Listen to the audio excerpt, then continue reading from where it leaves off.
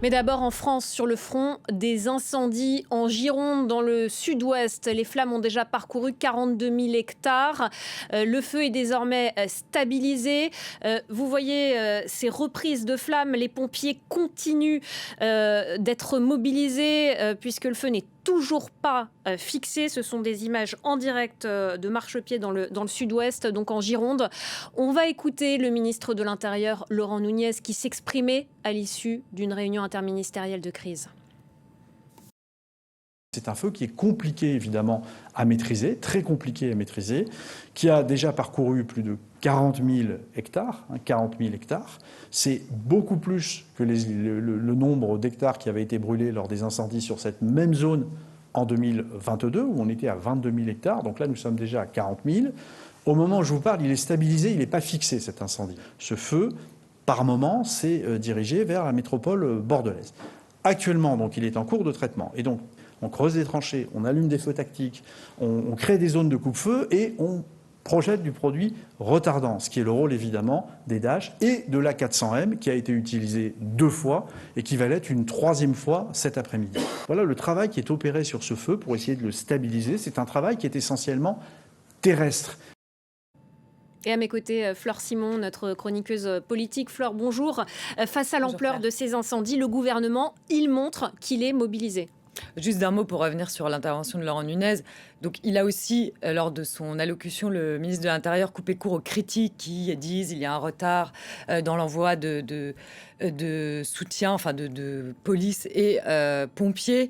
Il dit qu'en fait, depuis l'incendie de 2022, il y a des prédispositions qui ont été prises dès le mois de mai pour juguler les incendies qui étaient sans doute prévisible étant donné la chaleur qu'il y avait en France.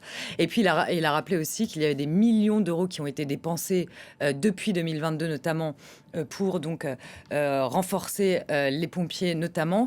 Et il a par ailleurs regretté les critiques autour des Canadair. Vous savez, les oppositions disent que finalement, Gabriel Attal, en 2024, en coupant dans le budget de la sécurité civile, avait enlevé 50 millions d'euros, ce qui avait retardé ou en tout cas supprimé la commande de 2 Canadair. Donc il a dit, le ministre de l'Intérieur, il n'y a pas que des Canadair, il y a une flotte d'environ 67 engins volants, donc Canadair, hélicoptères, etc., qui aujourd'hui tentent donc de descendre l'incendie avec ces pompiers. Donc il dit qu'en fait, les critiques sont très politicienne, politique. Donc il a coupé court à toutes ces critiques de l'opposition.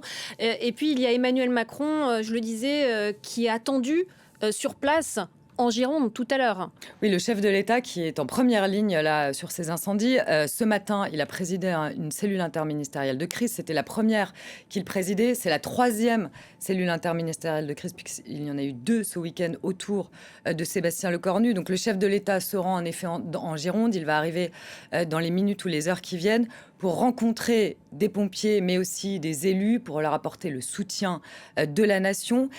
Aujourd'hui, il y a eu et il va y avoir des réunions autour de ces incendies. Ce matin, c'était une réunion à 9h à Bercy. Il y en aura encore cet après-midi, notamment autour de la ministre de l'Énergie.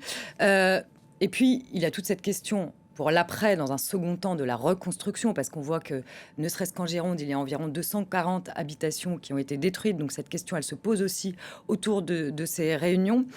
Des moyens, on l'a dit, ont déjà été mis en place. L'envoi d'un renfort militaire de 1500 militaires. L'avion A400M qui a été utilisé samedi pour la première fois, qui permet en fait de larguer du produit retardant autour des zones incendiées, et puis des pompiers d'autres régions de France qui ont été dépêchés sur place. Donc on attend l'arrivée d'Emmanuel Macron en Gironde. Il sera accompagné de Laurent Nunez, ministre de l'Intérieur, qui est lui aussi en première ligne sur ce sujet des incendies gigantesques que connaît la France. Et puis on voit